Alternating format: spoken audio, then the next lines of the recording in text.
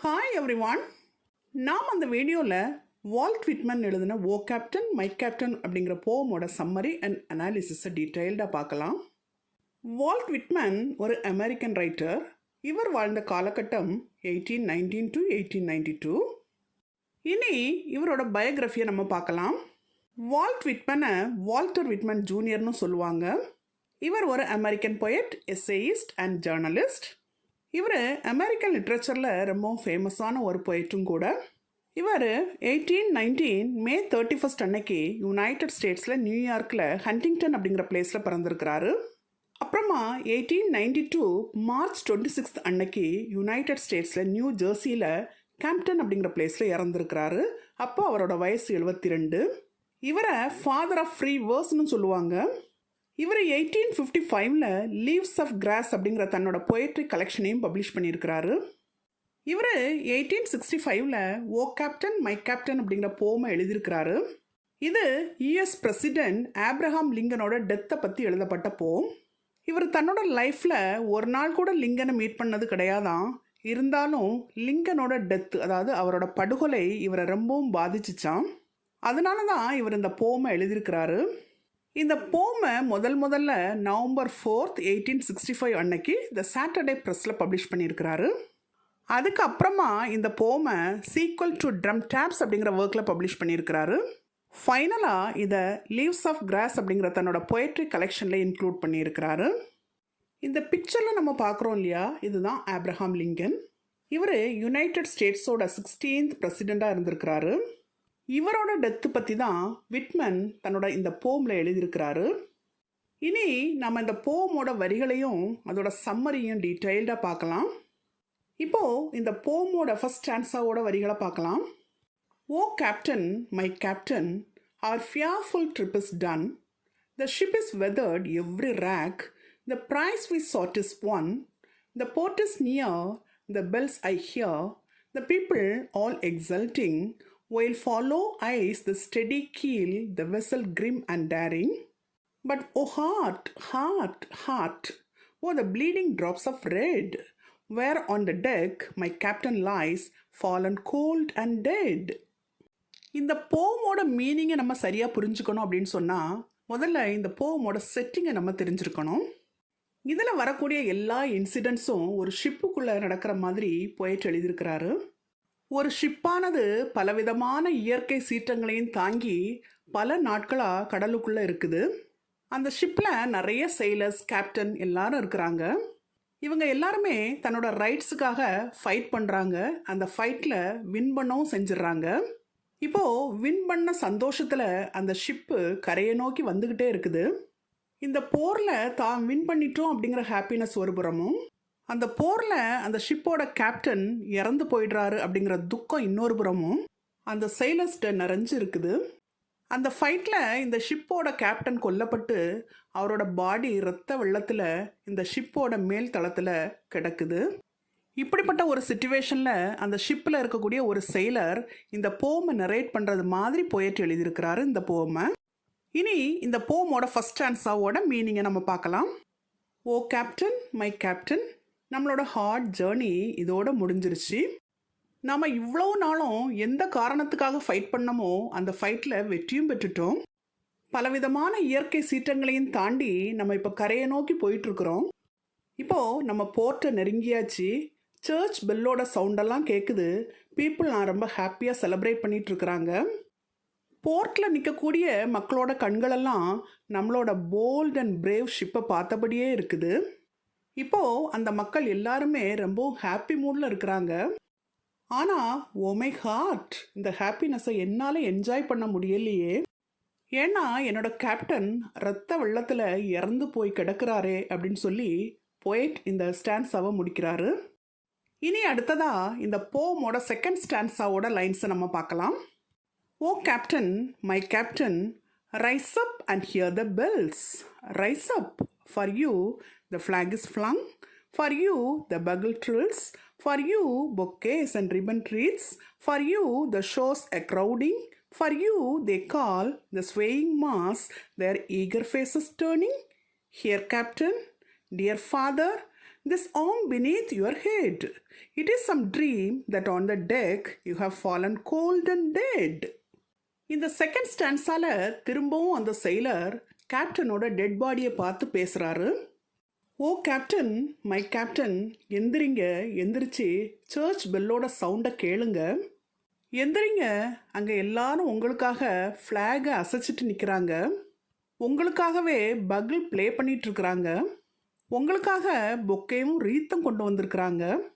அந்த எல்லா பீப்புளும் ஷோரில் கூடி இருக்கிறது உங்களை பார்க்குறதுக்காகத்தான். அந்த எல்லா பீப்புளும் உங்கள் பேரை சொல்லி கூப்பிட்டுட்ருக்குறாங்க. அந்த எல்லா பீப்புளுமே ரொம்பவும் ஈகராக உங்களை பார்க்குறதுக்காகவே வெயிட் பண்ணிகிட்ருக்குறாங்க. So my captain, my dear father, சீக்கிரமாக எந்திரிங்க. நான் என்னோட ஆமை உங்கள் தலைக்கடியில் வைக்கிறேன்.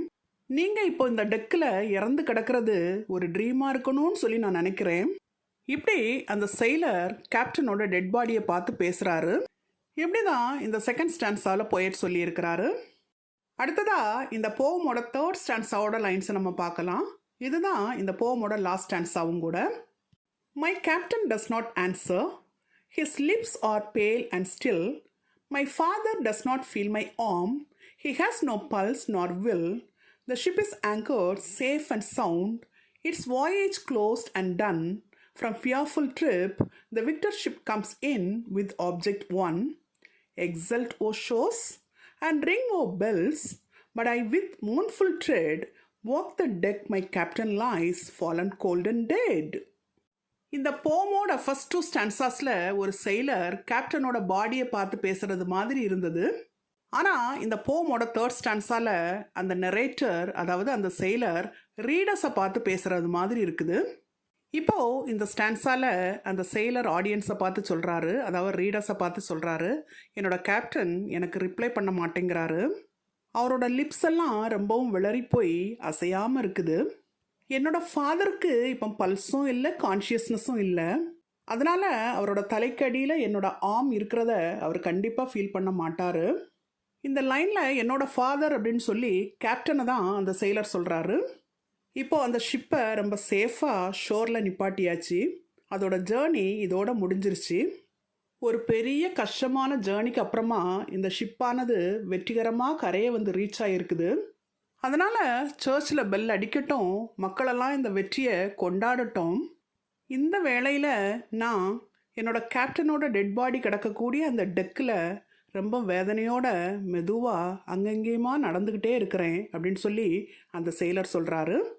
இதோட பொயட் இந்த போயமும் முடிக்கிறாரு. நம்ம இதுவரை இந்த போமோட சம்மரியை ரொம்ப டீட்டெயில்டாக பார்த்தோம். இனி இதோட அனாலிசிஸை நம்ம பார்க்கலாம். இந்த போமை 1865 வால்ட் விட்மன் எழுதியிருக்கிறாரு.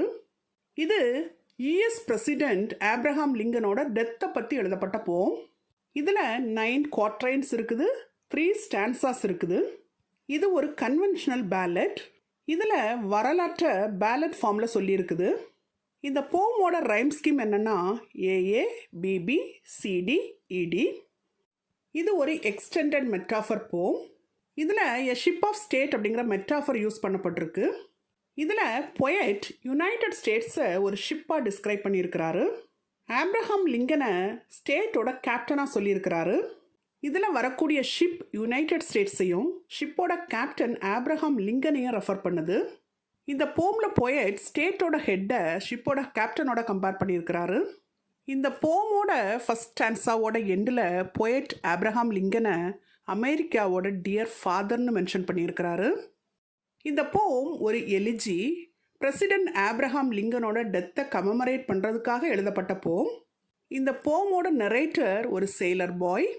இந்த போமோட ஃபர்ஸ்ட் 2 ஸ்டான்ஸாஸில் இந்த போமோட நரேட்டர், அதாவது செயிலர் பாய், டெட் கேப்டனோட பேசுகிறது மாதிரி எழுதப்பட்டிருக்கு. பொயட் இந்த போமோட ஃபர்ஸ்ட் 2 ஸ்டான்ஸாஸ்லேயும் யூ அப்படிங்கிற செகண்ட் பர்சனை யூஸ் பண்ணியிருக்கிறாரு. ஆனால் தேர்ட் ஸ்டான்ஸால் இந்த நெரேஷன் ஆனது தேர்ட் பர்சனில் இருக்குது.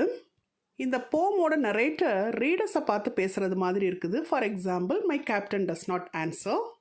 இந்த போமானது ஆப்ரஹாம் லிங்கனோட டெத்தை மோன் பண்ணி எழுதப்பட்ட போம். இருந்தாலும் இதில் ஒரு சென்ஸ் ஆஃப் ட்ரையம், அதாவது வெற்றியை நம்ம பார்க்க முடியுது.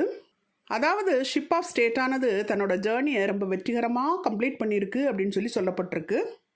இந்த ஷிப்பானது ஃபைட்டில் தன்னோட கேப்டனை இழந்தாலும் தன்னோட பர்பஸை ரொம்பவும் வெற்றிகரமாக அச்சீவ் பண்ணியிருக்குதுன்னு சொல்லி போயிட்டு இந்த போமில் சொல்லியிருக்கிறாரு. இந்த போமை ஆப்ரஹாம் லிங்கனோட டெத்தை மோன் பண்ணுறதுக்கு மட்டும் இல்லாமல் சிவில் வாரில் அவரோட எஃபிஷியன்ட் லீடர்ஷிப்பை அப்ரிஷியேட் பண்ணுறதுக்காகவும் இந்த வால்ட் விட்மன் எழுதியிருக்கிறாரு. இந்த போம் நமக்கு சொல்லக்கூடிய மெசேஜ் என்ன அப்படின்னா, victory comes with a price. அதாவது சிவில் வார் டைமில் லிங்கன் தன்னோட கண்ட்ரியை ரொம்ப சக்ஸஸ்ஃபுல்லாக கைட் பண்ணி லீட் பண்ணி கொண்டு போனது மட்டும் இல்லாமல் அமெரிக்காவில் ஸ்லேவரியை ஒரு முடிவுக்கும் கொண்டு வந்திருக்கிறாரு. இந்த போமில் என்னென்ன தீம்ஸ் எல்லாம் இருக்குது அப்படின்னா, victory and loss, grief and isolation, the individual versus the nation. இந்த போம் விட்மனோட best loved and most quoted poem. இந்த போமை வால்ட் விட்மன் ஆப்ரஹாம் லிங்கன் மேலே தனக்கு இருந்த மரியாதையாலும் அன்பாலும் எழுதியிருக்கிறாரு. நம்ம இதுவரை இந்த வீடியோவில் வால்ட் விட்மன் எழுதின ஓ கேப்டன் மை கேப்டன் அப்படிங்கிற போமோட சம்மரி அண்ட் அனாலிசிஸை ரொம்பவும் எலாபரேட்டாக பார்த்தோம். Thank you for listening.